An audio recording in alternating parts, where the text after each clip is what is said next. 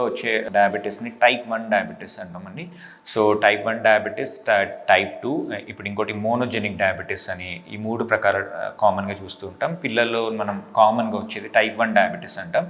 So type 1 డయాబెటీస్లో అండి symptoms మనకి యూజువల్గా విపరీతంగా వీక్గా ఉండడం, నీరసంగా ఉండడం, మళ్ళీ షుగర్ ఎక్కువయ్యి దానివల్ల వెయిట్ లాస్, కామన్గా బరువు తగ్గుతుండడం.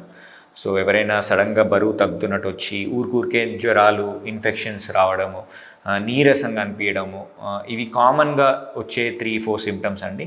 అండ్ ఇంకొకటి కూడా మనకి యూరిన్ మూత్రం ఊరికే రావడము, మూత్రం వల్ల ఇన్ఫెక్షన్ రావడము, మూత్రం పోతుంటే మంట రావడము, ఇది కూడా చూస్తుంటాం. ఇంకోటి డయాబెటిక్ కీటో, టైప్ 1 డయాబెటీస్ ఉన్న వాళ్ళకి ఏంటంటే డయాబెటిక్ కీటోఅసిడోసిస్ అనే ఒక కండిషన్ ఉంటుందండి.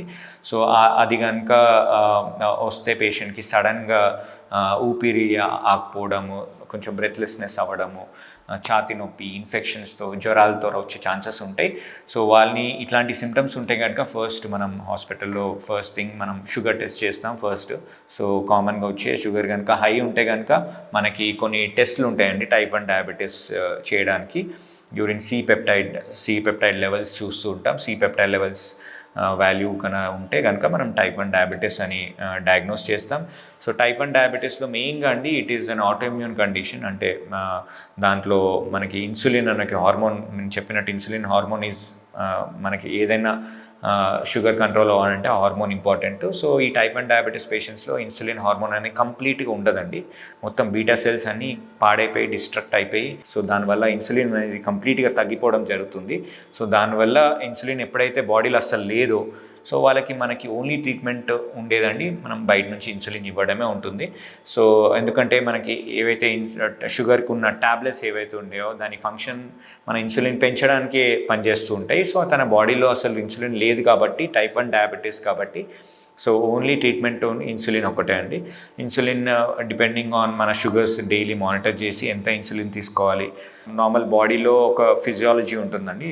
ఒక బేసల్ ఇన్సులిన్ ఉంటుంది అండ్ ఇంకోటి ప్రాండియల్ ఇన్సులిన్. బేసల్ ఇన్సులిన్ అంటే రోజంతా ప్రొడ్యూస్ అయ్యే ఇన్సులిన్.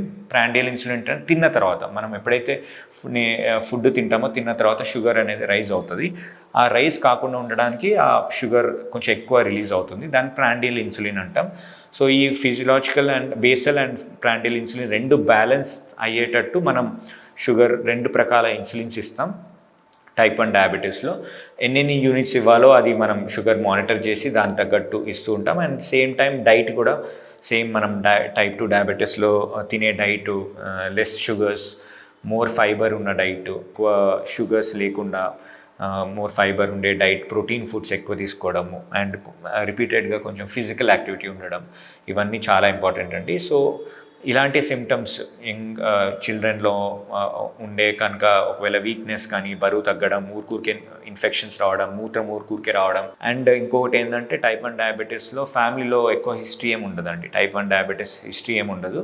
సో నార్మల్గా ఫ్యామిలీలో ఎవరికి లేకుండా ఇలాంటి సిమ్టమ్స్ కనుక ఉంటే కనుక డెఫినెట్గా మనం టైప్ 1 డయాబెటీస్ అయ్యే ఛాన్సెస్ ఉంటాయి. వాళ్ళని షుగర్ టెస్ట్లు, దాన్ని ఫాలో అప్, రిపీటెడ్ ఎవాల్యుయేషన్ ఖచ్చితంగా చేయాలి. ఇంకొకటి నేను చెప్పినట్టు మోనోజెనిక్ డయాబెటీస్ అని కొత్తగా ముందు మోడీ అంటుండే.